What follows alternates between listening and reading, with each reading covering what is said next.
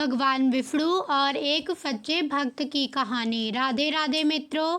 भगवान विष्णु और एक सच्चे भक्त की कहानी। एक गांव में भोला नाम का एक गरीब ब्राह्मण रहता था। उसे शास्त्रों का बहुत ज्ञान था। उसके पास गांव का कोई व्यक्ति कुछ पूछने आता था तो वह उसके परेशानी का उपाय बता देता था।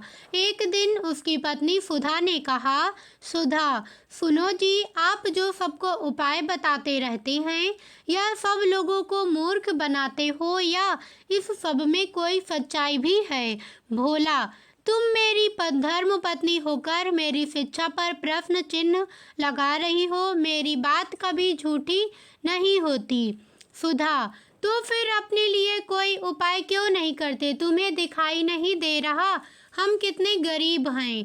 भोला, अमीरी गरीबी की माया तो मेरे श्री हरि जाने, लेकिन एक बात है, उन्होंने आज तक हमें भूखा सोने नहीं दिया। सुधा, एक दिन ऐसा भी आएगा कि गांव में आपको कोई नहीं पूछेगा, तब भूखा ही सोना पड़ेगा। इसी तरह भोला भगवान विष्णु की भक्ति में लीन रहकर गुजर बसर कर रहा था।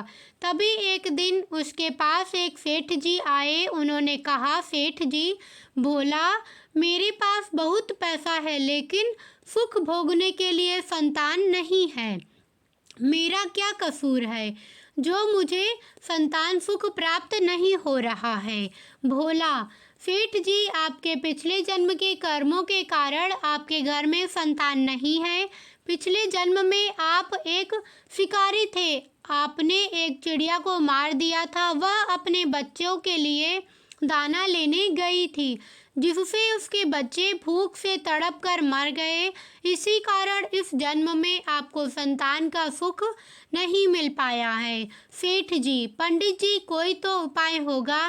भोला, सेठ जी, जब आपके पाप कर्म समाप्त हो जाएंगे तो आपको यह सुख मिल सकता है। इसके लिए इंतजार करना होगा। सेठ जी, मैं आपका घर धन से भर दूंगा, किंतु मेरे घर में संतान होने का उपाय बता दीजिए। यह सुनकर भोला को गुस्सा आ गया।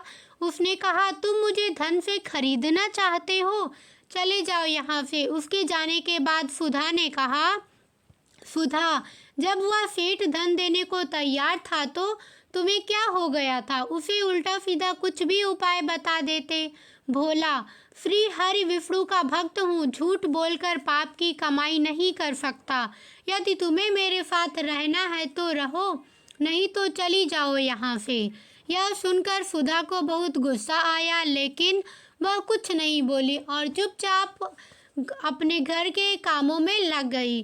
जिस दिन से वे सेठ जी गए, उस दिन से गांव वालों ने भोला के पास आना बंद कर दिया, क्योंकि सेठ जी ने पूरे गांव में जाकर कहा कि तुम तो लोगों को मूर्ख बनाकर पैसा ठगता है। ऐसी बातों को सुनकर गांव वाले भोला का विरोध करने लगे। कुछ समय के बाद भोला और सुधा की भूखे मरने की नौबत आ गई। तब सुधा ने कहा, मैंने तुम्हें कितना समझाया, लेकिन तुम तो अपने विष्णु भगवान के चक्कर में पड़े हो। अब जब हम जिंदा ही नहीं रहेंगे तो भगवान जी की पूजा कैसे करोगे? कुछ और दिन बीत गए। अब दोनों से उठा बैठा भी नहीं जा रहा था। वे दोनों अपने घर में लेटे हुए थे। सुधा, लगता है मरने का समय आ गया है। भोला, मुझे तो लगता है भगवान से मिलने का समय आ गया है। तू भी आखिरी समय में श्री हरि का ध्यान लगा ले। भोला और सुधा दोनों श्री हरि भगवान विष्णु का ध्यान करने लगते हैं। उसी समय भगवान श्री हरि विष्णु उन्हें दर्शन देने के लिए प्रकट हो जाते हैं। भोला, भगवान, अब तो हमारे अंदर इतनी भी हिम्मत नहीं कि आपके श्री चरणों में प्रणाम कर सके। अब तो आप हमें अपनी शरण में ले लीजिए। भगवान विष्णु, तुम मेरे ऐसे भक्त हो जो बिना किसी लालच के मेरी भक्ति कर रहे हो। इस कारण तुम्हें इसी संसार में रहकर धर्म की शिक्षा देनी है। तभी भगवान विष्णु की कृपा से भोला और सुधा दोनों पूर्ण रूप से ठीक हो जाते हैं। दोनों को भगवान विष्णु आशीर्वाद देते हैं, विष्णु जी, मेरी कृपा से तुम्हें अन्न धन की कभी कमी नहीं होगी। आज से तुम्हारा केवल मेरी भक्ति करना है। ऐसा कहकर भगवान श्री हरि अंतर्ध्यान हो गए। यह थी संपूर्ण भगवान विष्णु और एक सच्चे भक्त की कहानी। कैसी लगी वीडियो कमेंट करके ज़रूर बताना, लाइक करना, शेयर करना और सब्सक्राइब करने के साथ साथ अपने मित्रों संबंधियों के साथ शेयर करना। धन्यवाद।